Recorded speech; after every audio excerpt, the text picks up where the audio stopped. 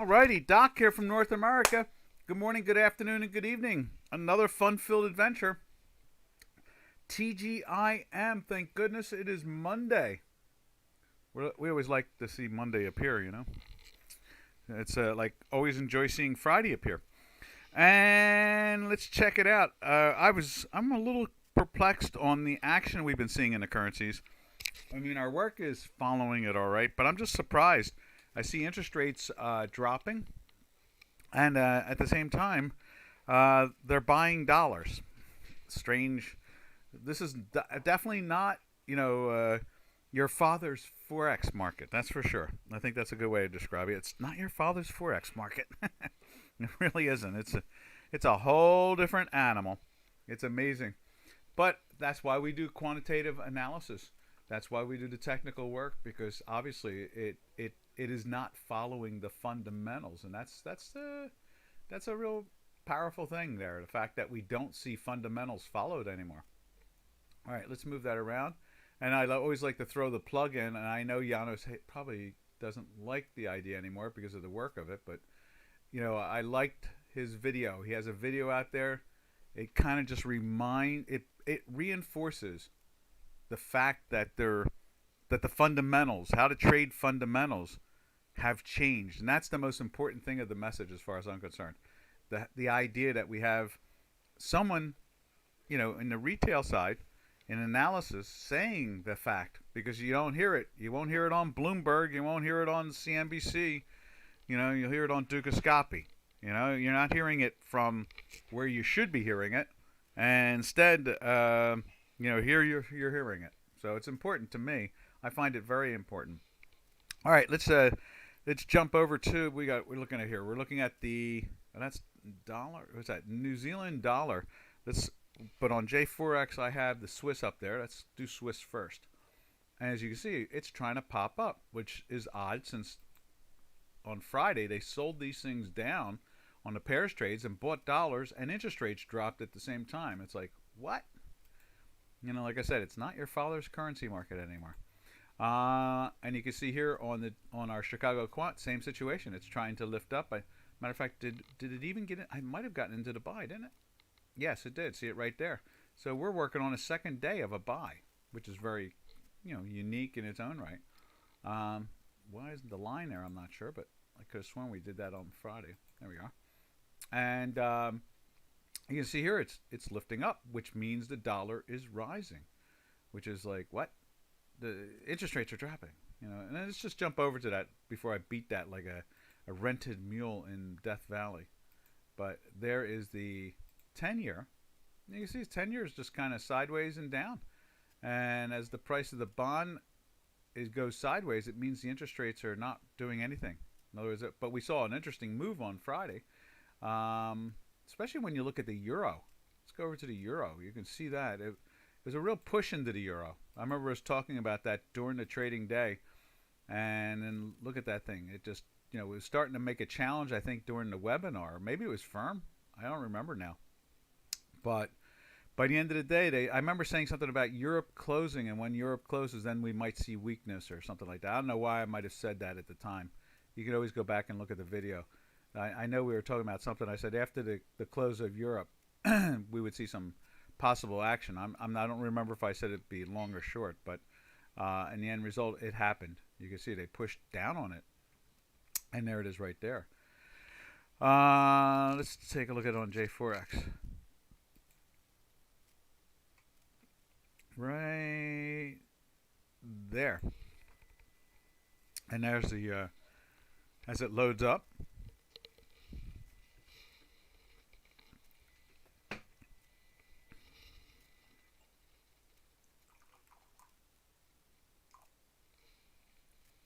And that's the action we're seeing there. You see that there, pressure on it. And it's like, what? Surprised me. But anyway, that's what it is. And you can see here it breaks the line here, just like our white line breaks the zero line there. And like I always like to call this dotted line, it's like the three-dimensional zero line where it's moving around.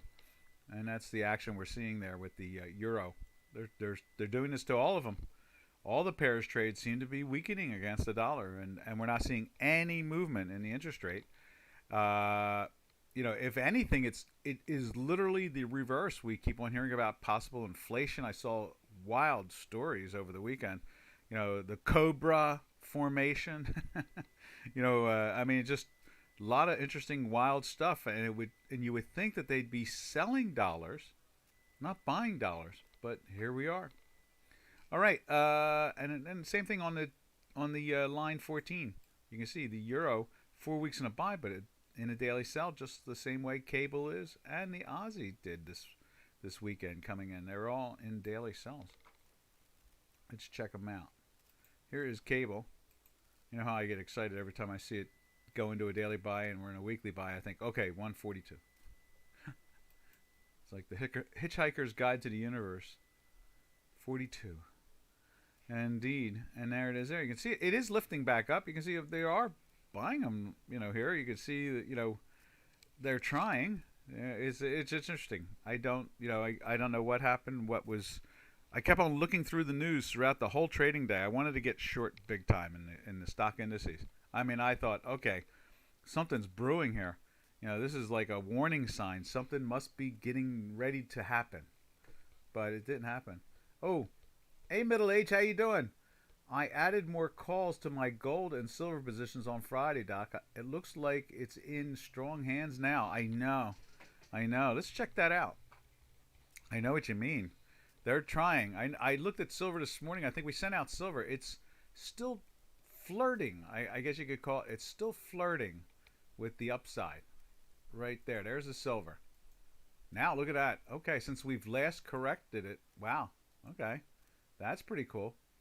Let me reload that. They're really stepping up in the last 10, 15 minutes. Before, I think we sent this out. Matter of fact, let's see the chart we sent out to everybody. Let me go find that. Where is it at? Right here. I'll be able to show you in a second what chart we sent out to everybody this morning, and it was just flirting with it. Where is it at? Multi-charts. Is that it? Right there? No, that's not it. All right, picks. I think it's CQ. There they are. There we go. We got them. Now check this out. We're going to throw this up. It'll jump up on the screen, I think, more than me throwing it up on the screen. We'll look at both of them, the ones we sent out. There it is right there. Yeah, see, it was just turning up and not enough through. This is no more than, you can see, 38 minutes ago. 38 minutes ago, this thing was not moving like that. It was turning up nice. I thought, wow, that's cool. Maybe by the end of the day, we're going to see something. We're in a weekly buy here. So it's like, don't get too crazy or anything like that. But, yeah, I was just thinking to myself, it's going to try to do that. And then I think I can actually go scroll over to gold. Let's see if we can find the gold. Is that gold? No. That is soybeans. Wow. Let's see if we can find it.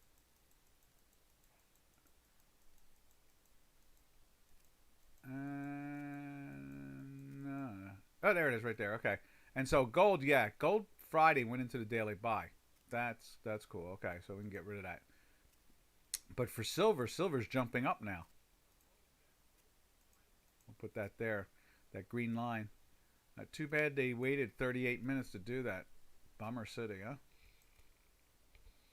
That's good reason to tune into the Dukascopy and mention it. Thank you for doing that, Middle Age. I appreciate that. And then you can see, where's it at? Let's put gold up there. There's gold live right there. Went into the buy on Friday, and I did see that this morning. I now that you're mentioning it, I did see that. I thought to myself, self. I thought to myself, geez, look at that strength compared to yesterday, or since Friday.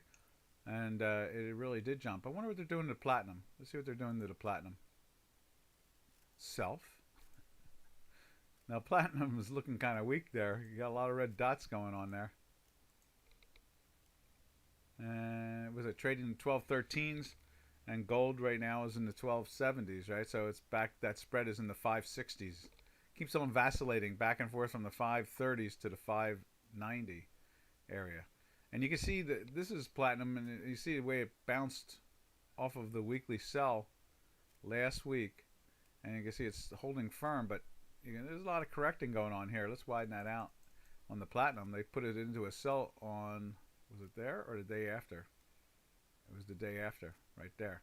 So this one, after this pounce on the downside in the July contract, and unfortunately, you're in a weekly buy, so you can't short it.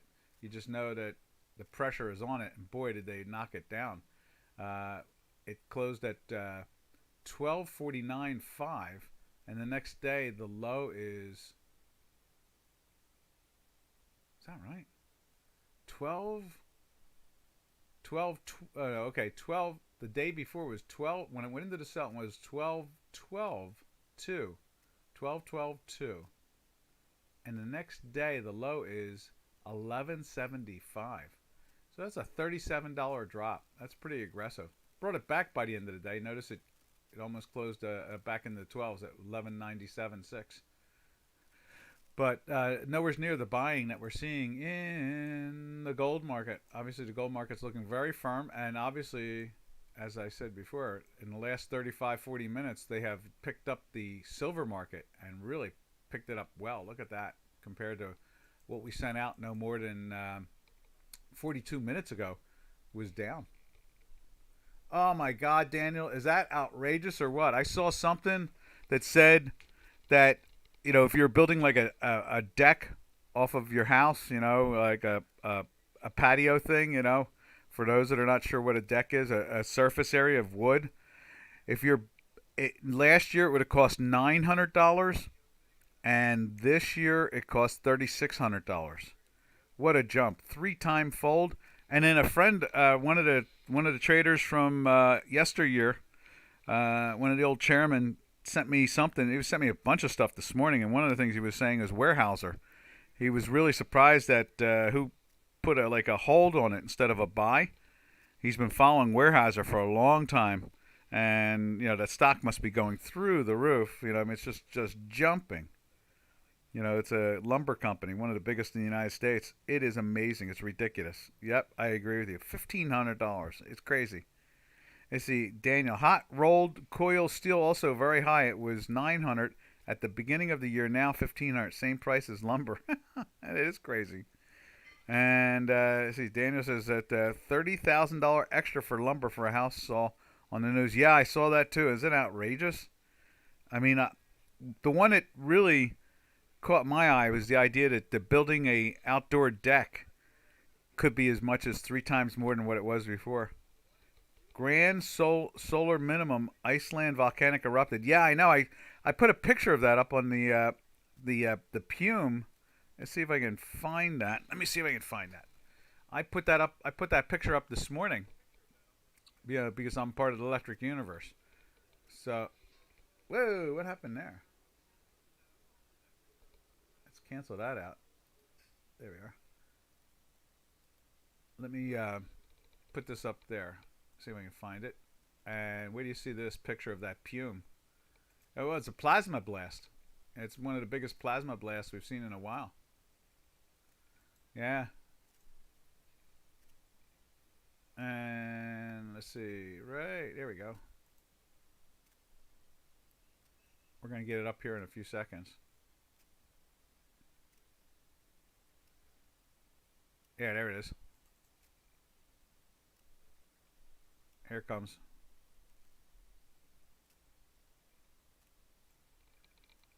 There it is right there. Watch this. That's a animation of it. I mean, it's actually watching it. Look at the way it takes off. What an explosion.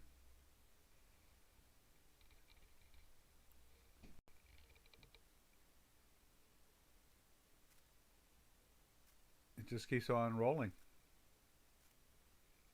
Yeah, we're seeing a lot of this stuff going on. We have some issues. We're heading towards solar maximum, and because we're heading towards solar maximum, it has a lot of effect on the planet.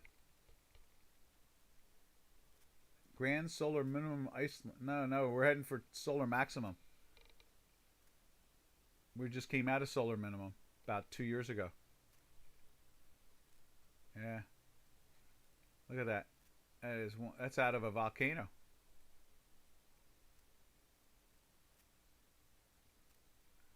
Not even. I don't think they even call it a volcano. It's a. Yeah, I guess it is. It's a volcano, but I thought they called it something else.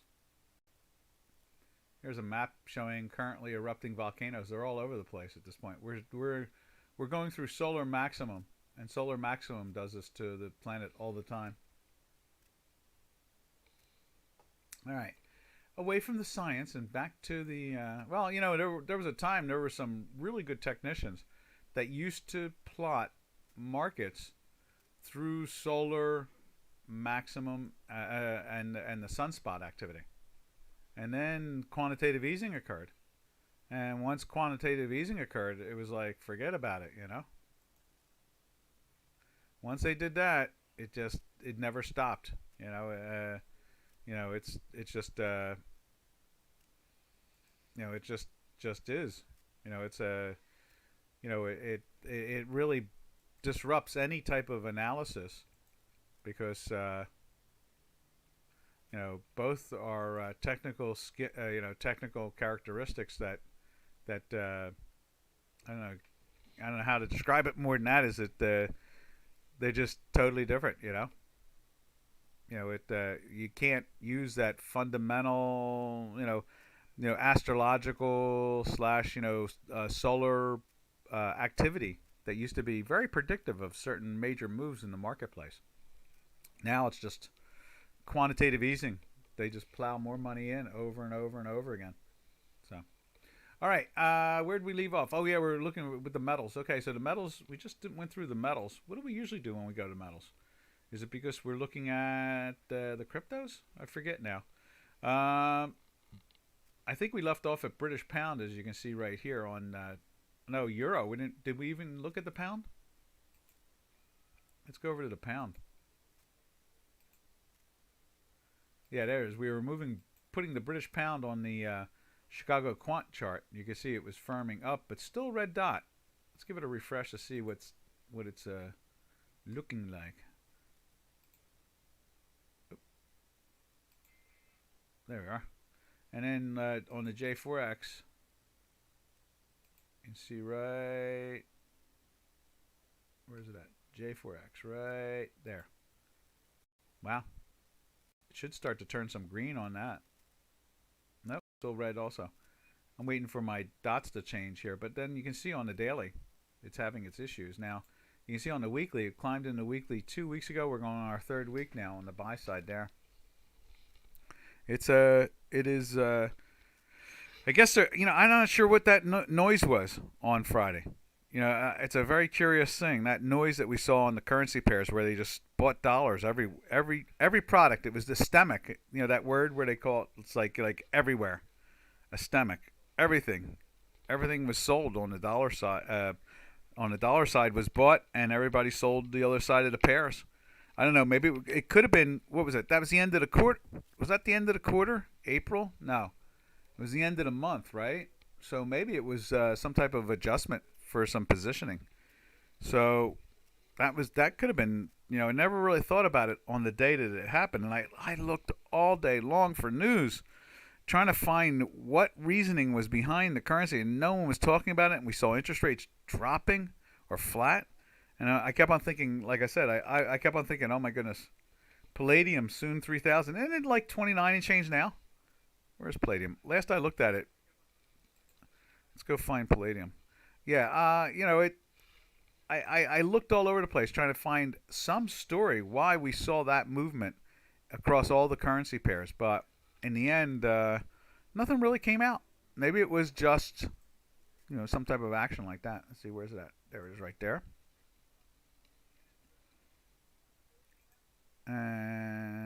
Let's see, there it is right there. There's the Palladium. That's the June Palladium. Yeah, so it's just, on Friday it was at 29.91.5, and today it's up to it's lower. It's a lower high, 29.81.5. But look at the daily. Today it is trying to really lift up in there. What's the all-time high? It got rid of the volatility dot. That's cool. So we are really pushing on that. Let's see if we can go. Do we see it? There's one. What is that? That is 700, 2,700. Have we ever seen 3,000 on this product? Doesn't look like it. Going back to August of, is that July of 2020? It was in the 23s and 24s, that type of thing. So have we ever even seen 3,000 on this? And we missed it by $8.50 on Friday.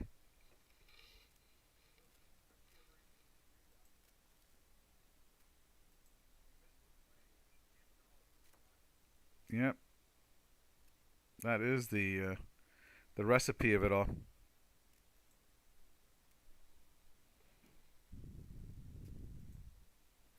All right, let's see. Now let's get rid of that and minimize that, and then close that. There we are. I just closed everything up. 2,800 in February. Yeah, I saw that. Okay.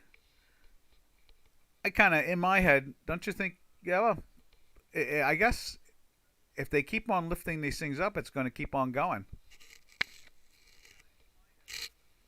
right? I mean, do you have any longer term projections, like 32 or 33 or what? You would think that it would just keep on climbing as long as we keep on seeing the strength in metals. All right, so there is the cable. Now let's check out. Oh, I saw an interesting story on Turkish Lira. It was very interesting. The president Erdogan is doing all kinds of stuff, and I don't know. It's just I guess there's a movement now asking where the 128 billion dollars is. So there was 128 billion dollars paid to Turkey or given to Turkey through to support the currency from the U.S. Federal Reserve, and they're hanging banners out and so forth, and they've arrested people and they've pulled the banners down, and they're doing all kinds of crazy stuff. And the banner is, "Where is the 128 billion?" So let's see, where is the Turkish lira? That's the better one. Let's go check out where the Turkish lira is. There's the dollar Turkish lira. It's showing strength there. Every time I see, oh, look at that. The weekly is starting to lift up. Look at that. And and we just missed the daily buy on Friday, or did we do the daily? I think we did the daily buy on Friday. Let's see. How do we have it listed on the chart? Yeah, we have it as a daily buy on Friday, coming in for today. And so you can see the strength there. Now let's go over and check out the Euro Lira pairs trade. Right there, same gig. And look at the weekly in that. Wow. Is that like really happening? Is that close to plus or what? Plot 1 is a minus. Plot 5. Oh, no, wait a minute. This is a 7. Okay. So it's just on the edge. It's still negative by the hair of its chinny chin chin starting the week off. But that's pretty powerful to see the weekly turn up. That's why I guess why we're watching both of those again. And let's see, when's the last time? The last time it was in a sell and turned up. Wow, it went into it in March of, when was that? March of 2020. And it ran in a buy all the way to December of 2020. Went into the sell, 2000, December 18th. So it was like 7-8 months in a buy, and now it's been in a sell since then on the Euro Turkish Lira. So that's interesting. We're this thing can really trend in the euro against the Turkish Lira. Oh, it says Daniel says $3,060 I think would be the near top. Yeah, but I mean, they're going to keep on rampaging all these commodities, and you're seeing rolled steel climbing in value, and you're seeing longer term 3,670. Wonder what it'll do to gold, huh? You would think, would that Add $600 to gold. Where's gold now? Right in the 19s or 18s, right? Where are we at? Let's put it up on J4X. Where is the gold? Gold is, yeah. So gold is trading in the 1785. Where do you think the gold end up with that? Something like that. If we get that metal there, you got to wonder. 2400 in gold. Is this the year we see 22 or 2400 or something like that in gold?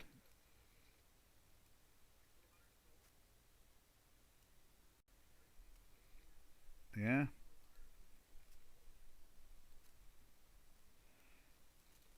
it is something. Just a matter of time. All right. Now we bounce. Let's see. Silver and palladium will budge. Gold will not budge so much.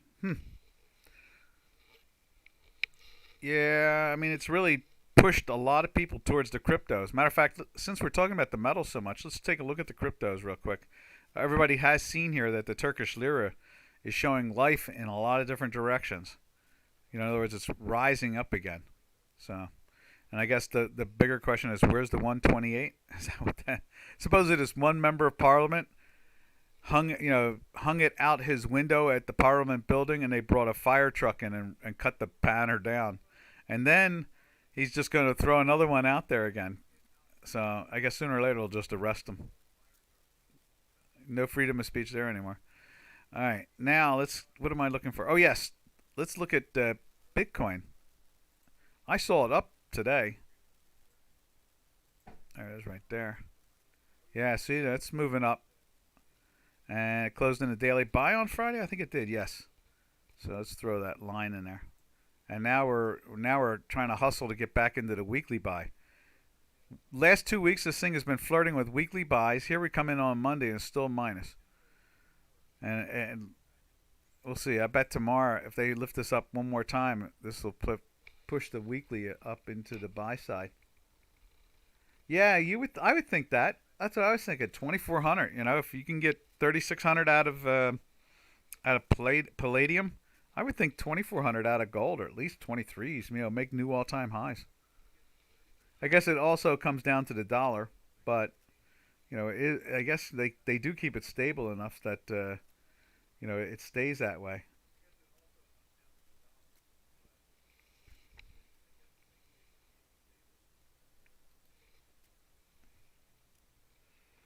Ethereum 31 to 32. Yeah, I'll tell you, the cryptos have taken.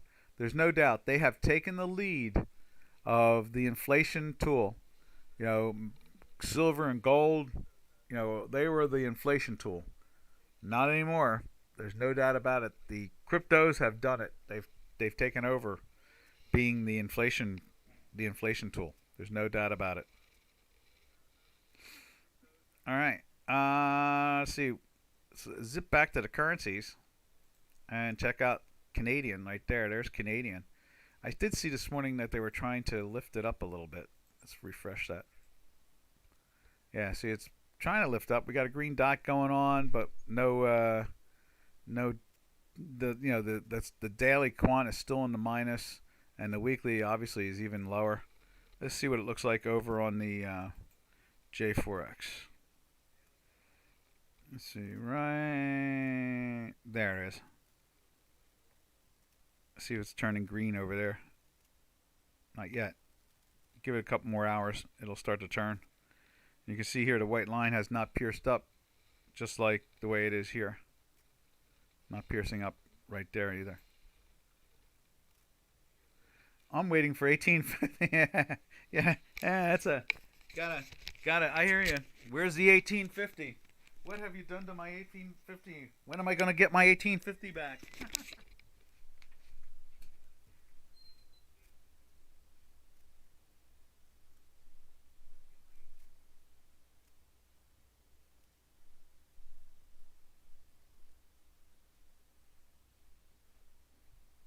Yeah, I know. It's amazing what we see going on in these metals markets, and those cryptos really justify everything. In the end, the cryptos are really doing a good job of showing us the inflation. and the risk and where else to run and hide or a hedge. It's really a hedge. That's where it's at. I think the sound drifted there for a second.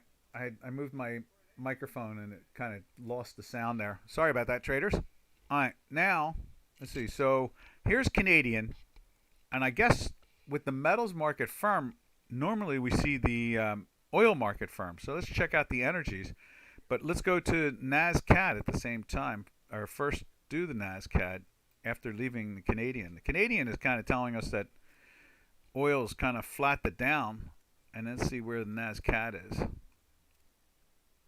There's NASCAD. NASCAD is trying to lift up, but it is also throwing the red dots out there, showing weakness. So I'd imagine oil could be flat today. Let's check it out. Put it up on J4X first. Light sweet crude, Texas tea. Let's see, where do we go? Right there. There it is. Yeah, see, it's flat. It's not really going anywhere at the moment. I think it closed in a sell on Friday. Let me refresh this. Yeah, it closed in a sell. There's the red line. So we closed in a sell. It dropped off this morning, made a new low, and now it's pretty much unchanged or up a tad. You can see right here, as gold closed in a daily buy, this thing closed in a daily sell, which is kind of unique. Usually you see them moving together. Decentralized exchanges need Ethereum. I would imagine so. Cryptos like Ethereum has a very useful, and it's here to stay. Oh yeah, look, cryptos are going to stay as long as we have a financial system. The moment they cut out the cryptos, I think, well, first of all, they really can't cut out the cryptos because of the blockchain technology, and just because people won't take dollars. Let's say that the U.S. government, the Biden administration tries to go after the cryptos, and they go after them to the point where they say you can't transfer money in dollars from cryptos. What's going to happen is they'll do it outside the country. The monies will be changed either way. And because of the blockchain technology, it's hard for the U.S. government or any government really to interfere with the technology. That's the key to the whole thing. That's why, when people say, oh, it's built on nothing, it's not worth a thing, you know what it is? It's built on a technology that allows assets to be moved around. That's what it is. Now, it's not a currency as much as it's a new asset class. And so what it is, it's separate from the central banks. And so your token, I like that idea. Let's see. In a couple of years, it is possible that decentralized exchanges like Uniswap could do as much volume as some of the big centralized exchanges. Maybe even CME. They may manage the token and everything. Is the word token for blockchain? If it is, I agree. That there could be, in other words, I could see a day where stocks are converted into a crypto structure. I could see that very easily. And using the blockchain technology, I could see that. Oh, I think so. There's no doubt about it. I think that you have a very good point there. That in 10 years, the financial system might look very different. It could, because it looks, let's put it this way, the last 11 years, is it 11 now? Or 13? Since 2008, 2009, say 2009, a year and a half after trying to adjust for everything, I would say that the financial system looks totally different. Totally different. And so that's probably, why we see a low-priced gold on some levels, is that the money has moved away from the old tools that don't work. So now if they, let's see, so if they tokenize all stocks, I don't think they'll tokenize all stocks. What will happen is, can you imagine, there could be a tokenized blockchain Apple computer stock, by the company itself, licensing a blockchain that they offer out X amount of stock through a blockchain, which means that you can buy the stock and you can do it without an exchange. In other words, you don't have to worry about the clearing. Remember, blockchain in many ways could change the concept of clearing. Clearing is a guarantor of that the asset is there. And if blockchain is that powerful, remember they have removed a lot of the certificate situation. In other words, when you used to buy a stock, they automatically wrote certificates, like as if you were going to hold on to them, like a painting, like a picture, like a valuable piece of art. And some of the stock certificates are really gorgeous. But if blockchain is going to start to rule more, which it should, then you could see over time things like stocks. Certain companies may put their currency, or not their currency. Yeah, see, there you go. Stock is a company's currency. That's what we used to say a long time ago. Stock was a company's currency.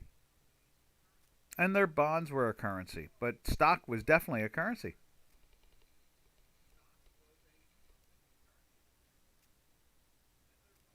That makes sense. Yeah, that does make sense. You can you can buy tokenized Apple on Mirror Finance using either Ethereum network or no. I'm talking about the idea of that it's a crypto, and you don't need to go through a clearinghouse, and you don't need to convert. That's what I'm saying. So it's just like a blockchain Ethereum or a Bitcoin. That would not surprise me at all. And that, you know what, that's a really good point of view to bring up, Daniel, when we're trying to understand what finance is and what it could be in the future. It's a very good, very clean idea that the cryptos. Remember, you have to fall back to the mechanics, and the mechanics are that you have clearinghouses and exchanges that are guaranteeing you that that is Apple stock. That is, not a fake Apple stocks. Apple Inc. instead of Apple's, or Apple a liability stock, and it has nothing to do. In other words, someone could actually, the exchanges are guaranteeing that no one is abusing the name. That's what it is. So in other words, you've seen over the years where companies, small little companies are created that taking big companies' names, and they leave something out or something like that, and people buy it thinking that they're buying like General Motors when it's not General Motors. So blockchain stock cuts out the clearinghouses and the exchanges because they don't need to guarantee it anymore, because you're buying a blockchain stock of the company. And I would imagine the companies would be threatened by the exchanges saying they will delist them. And so what happens to make that happen, to make that blockchain stock really evolve? Right now, it's still using the double layer, I guess you could say, but in essence, blockchain could really cut out that double layer of the exchanges and the clearinghouses and the brokers. Three layers. Imagine you just buy the thing. Now there's no doubt that Coinbase and what is it, the other one? The Pax G. Was it, or what would you call it? There was an exchange you called it. There, where they have these crypto exchanges. There's a decentralized exchange, and I saw you named one of them.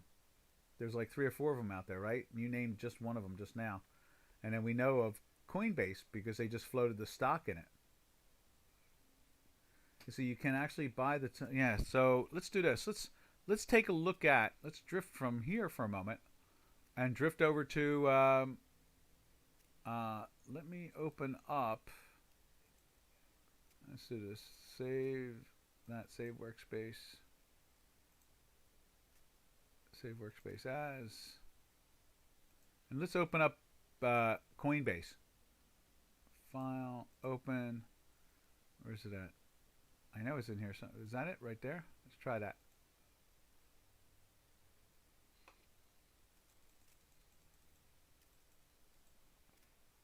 Yeah, there you go. There's Coinbase. And it's gapping up this morning. Let's see where the stock is. There's the stock showing a little life. We've been, this is the day it went public right here. We can widen that out a little bit. So that's where it went public that day there. And you can see that the syndicate is trying, I think they have to support 275. And the low has been 282. So the syndicate has to come in and buy. And now you can see today firming up and going for a 5-day high. Is that what that is possibly? Looks like that. Yeah, like a 5-day high. And if they take out these highs here, they're going to start rushing towards it. Now, looking at the the blockchain, looking at the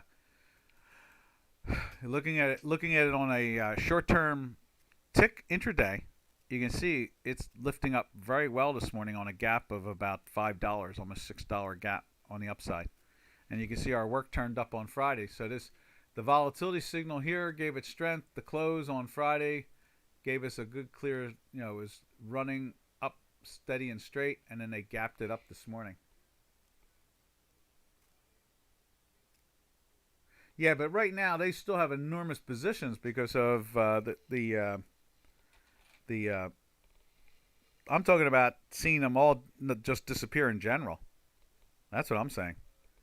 I mean, I don't see the futures going that way. The commodities and so forth, but you never know.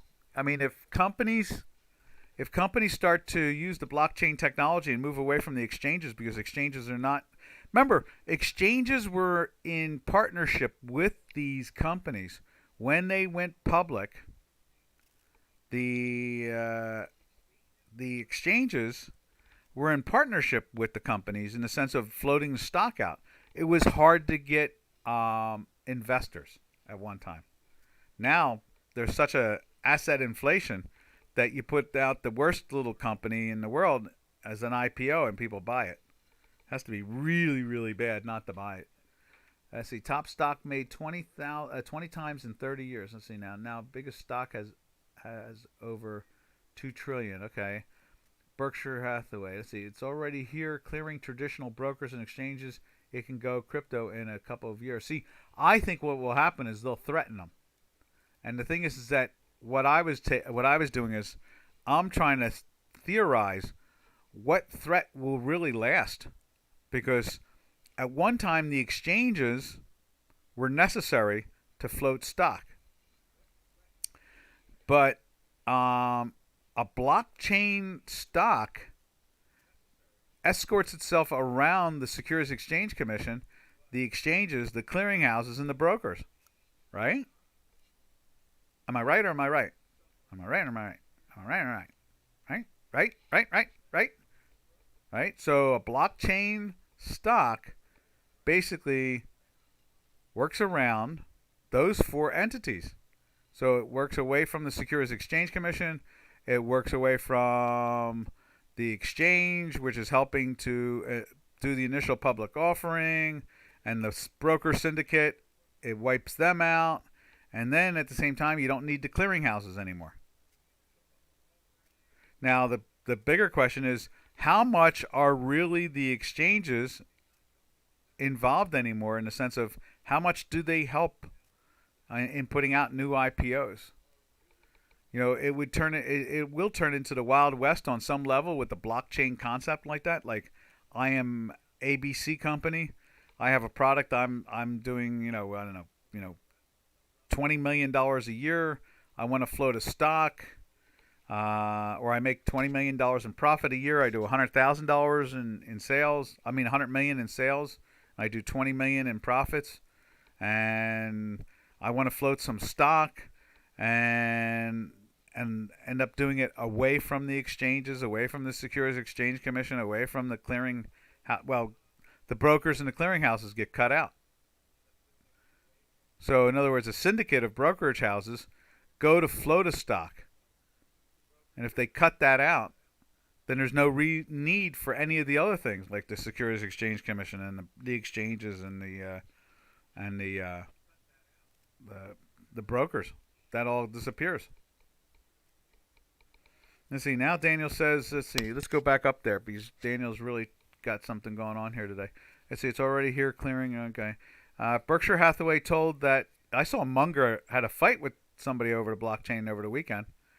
Remember, there's two major partners in Berkshire Hathaway. Everybody knows what's his name, Warren Buffett, but they don't know about Munger. Munger is a full partner. He's been that way from the beginning. He's just quiet in the background. So Berkshire Hathaway told that the top 20 stocks in 1989, none of them are on the top 20 in 21. The highest market cap then was $100 billion for the top stock. Yeah, it was probably like ExxonMobil or not General Electric, ExxonMobil or something like that. And it says now the biggest stock has over 2 billion, right? That's the 2 trillion, right? That's the asset inflation. Top stocks made 20 times in 30 years. Then it says that the number 20 stock in 1989 was 30 billion. Now the top stock is 300 billion. Yeah, well, that's asset inflation. That's what we're living through right now. And in 30 years, 2050, we might see the top stock will get between 20 trillion and 40 trillion. I'm not too comfortable with that concept. I don't know if we're going to keep this pace up that long, but we'll see. Well, the number 20 stock will be about 3 trillion. Yeah, I know. That's an extrapolation, like a linear approximation. I'm not totally convinced of that, solely because of the volume being down. And so what we're seeing is we're seeing less companies out there, and so there are just less companies out there. How many times have I mentioned that the Wilshire 5000 stock index only has something like 3,700 stocks in it now, but they still call it the Wilshire 5000 stock index. It's missing 1,300 stocks. They've merged or done something else. So, and if crypto takes over, we might see top crypto go to 20 trillion market cap. Now that's possible. Whatever the top company will not surprise me if we see that the cryptos, individual cryptos, are equal to it. Because Charlie Munger, that's it, exactly. And so, I don't really feel that you're going to see that. I think that your statement earlier, that 10 years from now could be a whole different financial system, I think that says to me that this approximation, this linear approximation of values may not hold up. They may not go down much, but they may not hold up. There's a lot going on right now. And in the sense of the altering of the financial markets overall. So, you can see it in the currencies. Currencies are one of the last places that is consistent. The bond market, as much as it's consistent, it's weird in the sense that, you have 18 trillion in bonds trading that don't yield anything. 18 trillion. It's not billion or million. 18 trillion. I mean, if you'd have told me that 10 years ago, 12 years ago, if you'd have told me that 12 years ago, that we had 18 trillion in bonds that you have to pay to own, I'd have been like, you're out of your mind. That's not even a reality. And now it's a norm. It is a norm. Yeah, Bitcoin is a 1 trillion market cap. Yeah, no, I think you're right. I mean, and Microsoft is a trillion, and Google, and there's only what a dozen, less than a dozen companies that are over a trillion at this point. No, what could happen in 10 years could be a whole different view of what we've been seeing. It could be really, really, wild. It could be really, really wild, and and not match up to anything we're used to. And that is really what's the whole gig. That is. And but I'm not, I mean, earnings sooner or later. Earnings. Look, there's so much money out there that money has to be invested. And as long as that's going on, yes, you're going to see an appreciation in value. But as long as they have earnings, remember they're incorporated and they have to follow certain rules. And if they go into a level where, which I don't believe is going to happen, if they stop making earnings, companies would start to collapse. But I don't see that happening. But I do see a change. There's no doubt about that. Yeah. All right, where'd we leave off? Let's see. We left off at the crypto. Yeah, so right there, Coinbase. Yeah, now gold. Yeah, and I saw an interesting one. Let me see if I have it. Where did I park it? I parked. One of the old guys sent me over. Thank goodness they don't listen. They can't figure out how to tune in. But they always say, "Send me the link," and I send them the link, and they never listen. So, but one of the old heads sent me something over about who owns the most gold, and the U.S. owns like I guess it's 8 million ounces or 8 billion ounces. I don't know, something like that. And then the next one below it is like 3,000 tons. It's tons, not ounces. 3,000 tons, and then of gold or something like that, and and so the United States has as much gold as the top 5 or 6 or something like that. The top 5 or the top 10 or something like that. So I mean, I can see gold. Gold is going to hold that level because it's been around. It's here. It's not going to go down. I mean, look, gold. I was amazed that gold got back down to 1,000 after going to 1,900, almost hitting 2,000. Gold fell 50%. It was artificial, obviously, because here we are trading at what you see it on J Forex. It's trading at 1,800 right now. Where is it at? Yeah, 1,788. So, I don't see gold going to $39 an ounce. It's not going to happen. None of that's going to happen. I can see it. Can I see another $1,000 ounce of gold? I kind of doubt it. I doubt that we'll see that again. It was probably more because of the strength of the dollar at the time and the confusion, and probably a lot of gold sellers wanted to take some profits in the 17s and 18s and 19s and 15s. I had a friend that was a heavy silver buyer. He was buying silver in all kinds of ways throughout the last 5 decades. And when silver hit 50 the very first time, he got rid of 90% of it because he has a little island and he was trying to do something there. I forget what he was trying to do. So he sold a lot of his silver, 75-80% of it, just to pay for what he wanted to do on the island. And so he has a house on this island and his sister has a house on the island. It's a family island. But yeah, I don't see silver or this stuff really getting much lower than the lows of this last year. The 16s and 17s, that's probably about it. That may be the new $500. Remember when gold went to 500, then fell down to 250, and then when it finally lifted through 1,000, 500 became the floor. Well, more than likely that the 1,500 or 1,600 might be the new floor for gold, but I kind of doubt we'll see much lower than that. Now, just because of blockchain doesn't mean that they'll move away from those products. It's just that they will they will evolve. I would imagine that's the way I look at it. It's almost like an evolution. I always fall back to thinking about Giannis's video that he created about how trading fundamentals and trading news is not like what it used to be. It says that to me in my head when I think about things like this. I really think that you're not going to see.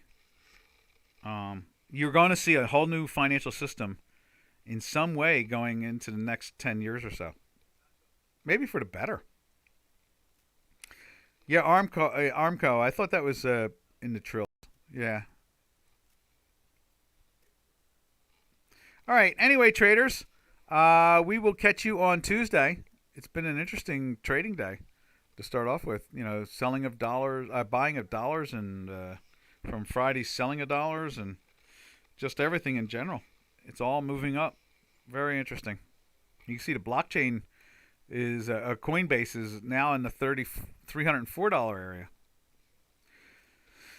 Bet the syndicate is happy about that. That broker syndicate has to. That's the thing, is that the broker syndicate has to support it at 275. I guess the only thing you can really ask when I say that out loud is that you need to be able to short products to stop the pyramids of these products.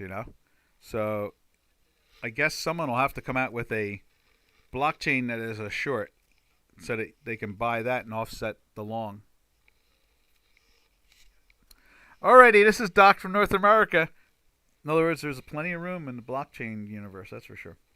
Catch you on Tuesday. Happy trails to you. Until we meet again. Happy trails to you. To all our trading friends.